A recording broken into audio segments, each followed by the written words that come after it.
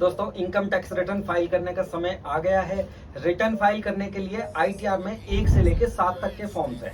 इन forms को लेकर सभी टैक्स पेयर के मन में कंफ्यूजन होती है कि आईटीआर 1 कब फाइल करना चाहिए, आईटीआर 2 कब फाइल करना चाहिए, आईटीआर 3 कब एप्लीकेबल होगा और इसी तरीके से 4, 5, 6 और 7 फॉर्म्स। इन सातों फॉर्म्स में से किसके लिए कौन सा फॉर्म एप्लीकेबल है, आज के वीडियो में हम इसको लेकर डिस्कस करेंगे। बहुत आसान तरीके से बताऊंगा, बने रहिए मेरे साथ। वीडियो को बिल्कुल एंड तक देखिएगा, तभी आपको ज्यादा फायदा होगा।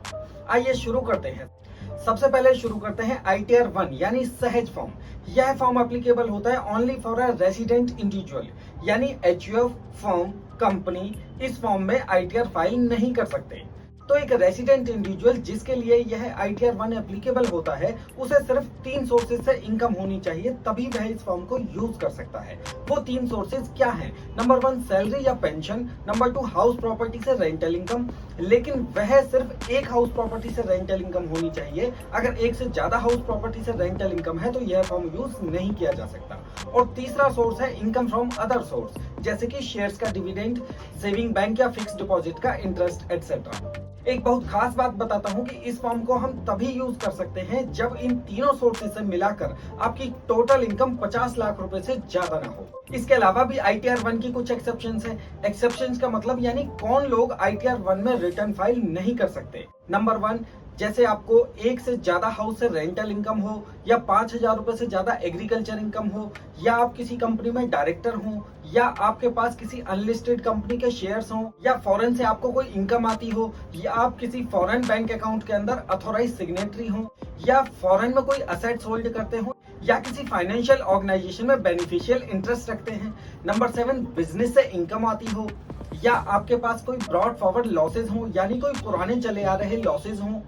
और लास्ट में अगर आपकी कोई कैपिटल गेन से इनकम हो। तो भाई अब ये कैपिटल गेन क्या है? तो दोस्तों, किसी भी प्लाट, जमीन, मकान, शेयर, ज्वेलरी एटसेट्रा को बेचने से होने वाले प्रॉफिट को कैपिटल गेन कहते हैं। तो गाइस, अगर आप इन 9 एक्सेप्शंस में आते हैं तो आईटीआर 1 आपके लिए नहीं है।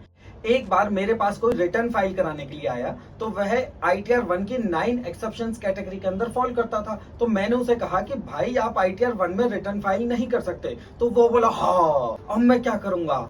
तो मैं बोला अबे चुप कर, आईटीआर 1 की जगह आईटीआर 2 में रिटर्न फाइल हो जाएगी, क्यों ओवर रिएक्ट कर रहे हो?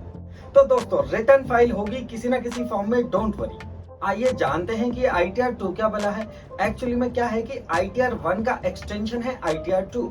ITR 2 form is for individual and HUF only.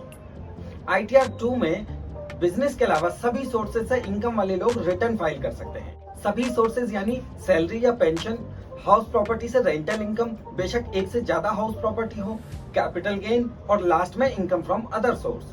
और जो टैक्स पेयर आईटीआर 1 की एक्सेप्शन कैटेगरी के अंदर फॉल करते हैं, वे सभी लोग आईटीआर 2 के अंदर रिटर्न फाइल कर सकते हैं। आईटीआर 2 में सिर्फ एक एक्सेप्शन है कि जिन लोगों को बिजनेस से इनकम होती है, वे लोग आईटीआर 2 में रिटर्न फाइल नहीं कर सकते।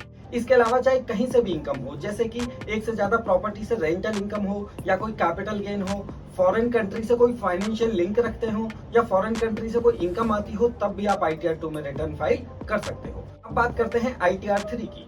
ITR 3 is extension of ITR 2। ITR 3 ऐसे इंडिविजुअल और एचयूएफ के लिए एप्लीकेबल होता है जिनकी बिजनेस, हाउस प्रॉपर्टी से रेंटल इनकम, इंटरेस्ट इनकम या कैपिटल गेन से इनकम आती हो। आईटीआर 3 में सिर्फ एक एक्सेप्शन है कि जिन लोगों को बिजनेस से इनकम है और वो लोग बुक्स ऑफ अकाउंट्स मेंटेन नहीं करते, ऐसे लोग प्रीजेम्पटिव इनकम कैटेगरी के अंदर आते हैं। इन लोगों के लिए कौन सा फॉर्म है? आईटीआर 4 सुगम। जी हाँ, अब आईटीआर 4 सुगम की बात करते हैं। आईटीआर 4 बोलो या आईटीआर 4 सुगम बोलो, एक ही बात है। यह फॉर्म प्रीजेम्पटिव इनकम कैटेगरी के लिए होता है। और प्रीजेम्पटिव इनकम के लिए इनकम टैक्स में सेक्शन 44AD या 44ADA या फिर 44AE में सेल का एक सर्टेन परसेंटेज से इनकम मान ली जाती है। जैसे कि सेक्शन 44AD में ये परसेंटेज है 8 या 6%, और सेक्शन 44AD में है 50%। और इसी इनकम के साथ आईटीआर फाइल होती है। आईटीआर 4 फॉर्म एप्लीकेबल होता है only for individual, HUF, partnership. वह पार्टनरशिप बेशक रजिस्टर्ड हो या अनरजिस्टर्ड हो, लेकिन एक एलएलपी यानी लिमिटेड लाइबिलिटी पार्टनरशिप के लिए एप्लीकेबल नहीं होता है।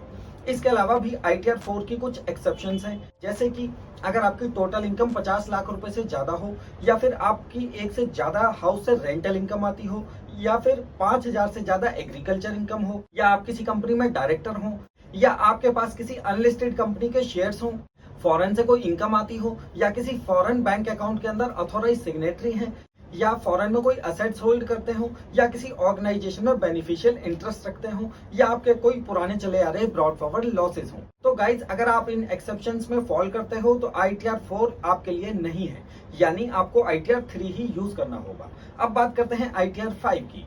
ITR 5 कई कैटेगरी के पर्सन के लिए एप्लीकेबल होता है, जैसे कि LLP यानी limited liability partnership, association of person, body of individual जिसको हम BOI भी बोलते हैं, local authority, artificial judicial person, cooperative society, cooperative banks, partnership firms, इन सब के लिए एप्लीकेबल होता है। अब आता है ITR 6। ITR 6 एप्लीकेबल होता है सिर्फ कंपनीज के लिए, चाहे वो प्राइवेट लिमिटेड हो या फिर लिमिटेड कंपनी हो। अब बात करते हैं ITR 7 की। ITR 7 एप्लीकेबल होता है सिर्फ और सिर्फ चैरिटेबल ऑर्गेनाइजेशंस के लिए, जैसे कि कोई NGO हो, चैरिटेबल ट्रस्ट, या फिर सेक्शन 8 कंपनीज के लिए, फिर चाहे वह charitable companies private limited company हो या फिर लिमिटेड कंपनी हो। तो दोस्तों मैंने आपको बताया कि कौन सा फॉर्म किस कैटेगरी के टैक्स पेयर के लिए टैक्स रिटर्न फाइल करने के लिए एप्लीकेबल होता है। तो दोस्तों आशा करता हूं कि आपको मेरे द्वारा दी गई जानकारी पसंद आई होगी। पसंद आई तो मेरे चैनल को लाइक, शेयर, सब्सक्राइब करना ना भूलें।